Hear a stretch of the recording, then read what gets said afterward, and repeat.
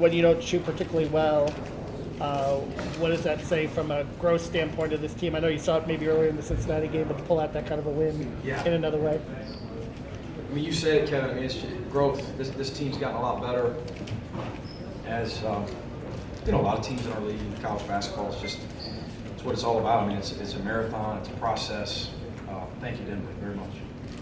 And I think one would argue we're not quite as potent offensively as we were earlier in the year. And at times, people may be right, but I know we're a hell of a lot better defensively than we were in October, which gives us more of a chance night in and night out. And, to win one like this, if you asked me coming into this one at Rupp going 6 of 30 from 3, I would have said no way. It'd just be really, really difficult for us. I thought we showed a lot of resiliency, turned them over enough, defended at a pretty high level. I thought Kentucky played really, really hard. They defended at such a high level. And, 6 of 30, we've had a couple of those nights, not as many this year. And you say, we had some pretty good looks, and we didn't have many good looks tonight. We were able to just win it very, very ugly, of course. Mike, over here. Hey, Jerry. Jalen said that he thought your guys outsteadied Kentucky down the stretch. That experience. What'd you think? Yeah, I don't want to say Kentucky was unsteady. I don't want to say that. I like Jalen talking about how steady we were.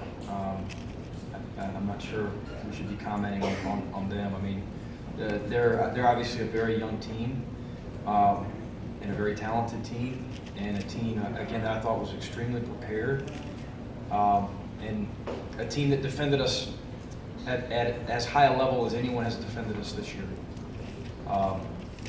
You would hope that with us being a fairly experienced team that we would play with poise. We did play with poise tonight, much needed poise, obviously playing in front of 24,000. Got very loud in there, could have got away from us there about 2/3 of the way through the first half. We settled in a little bit, some big baskets. Late second half, I don't know, maybe between 8 minutes and 4 minutes, I thought we made some plays driving to the rim when it was really loud and converted. Chris hit a huge late clock 3. Kayvon hit a big one in transition. And those were the offensive bright spots for us. I probably named every one of them. Mike, right at the end, you guys are up 2. Kentucky gets 2 shots. Yeah. Both times their guy goes to the floor. The fans, especially the second one, are really booing. What did you see in this one? I saw my guys flying around, trying to make plays, hands-on basketballs down the stretch, really active, and again, resiliency. I mean, this is a team where they must have been 2 of 15 from 3 going into that last minute and a half, just guessing, and they hit 2 just daggers when you think it's just about done. You've 95% sealed the win, and I think it was Knox banked one in, and then Gabriel hits one, and at that point you're worried about it. It kind of felt like NCAA tournament last year during the Wisconsin game, where you're worried about your guys' mojo, and after those blows, can we step up and get one more stop? And we were fortunate to do so. Mike, Eagle was over 8, 0 for 5 from 3, and you had 9 rebounds to make that big block. Yeah. Can you speak to the other stuff he did when his shot was? Yeah, I mean, for a guy to affect a game in that regard, and also go 0 for 8 tells you about his tenacity, his maturity, his experience. I believe in him. Heck, he played 31 minutes. I just feel like the next one's going in, and he's really trying to move his feet. He's such a scrappy rebounder. I mean, this guy's 6'5", and he's not overly long, and he finds a way to get to the offensive glass, secure defensive rebounds, get some loose balls for us. He's a winner.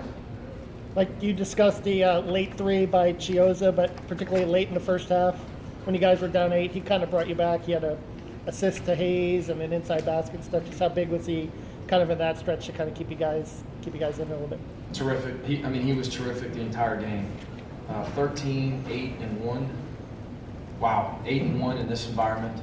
To play with that amount of poise and toughness, with 6 rebounds, the timely shots, the timely assists, and the guy had cramps the whole second half.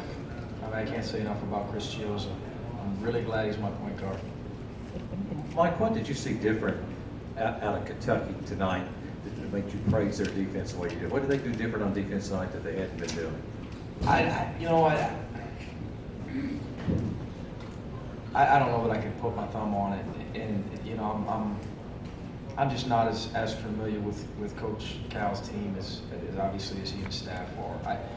And you don't know, this is the first time. I'd probably be able, after they play at our place later on, be able to compare those two performances. This team is so different than last year's team. Last year's Kentucky team, obviously, and it's my first time seeing them live. I thought they played hard and defended, and obviously they're a very good team. I thought that all year when I watched them on film and watched them on TV. We're all trying to watch each other as much as possible, SEC basketball. Live, I was really impressed with the length in person, the closing speed on shooters, the attention to detail. I thought Nick Richards did a good job with ball screen defense. Kevin Knox and Gabriel with their length getting to shooters, with Diallo's speed getting to shooters. It was pretty suffocating. There wasn't much.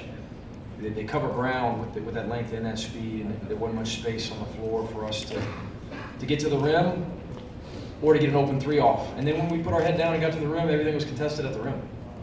Mike, what do you hope it can do for your team to win a game like this in Rupp Arena, making only 6 of 30? Hopefully it continues to promote the buy-in necessary to be more consistent in these areas, defending and on the glass. And we got out-rebounded by 9. I see that, but by 11. But I don't know that we could have given much more effort, on the glass. I thought it's about as hard as we've played on the glass, and hopefully just educational for us in understanding that we have an ability to win ugly. You can go 6 of 30 and find a way to win. Obviously, I hope we don't go 6 of 30 next go around, but I thought we got a taste of it in the Cincinnati game. Kevin brought that up earlier, and now we have another one to kind of hang our hat on, and another testament to the fact that maybe this team is a little bit tougher.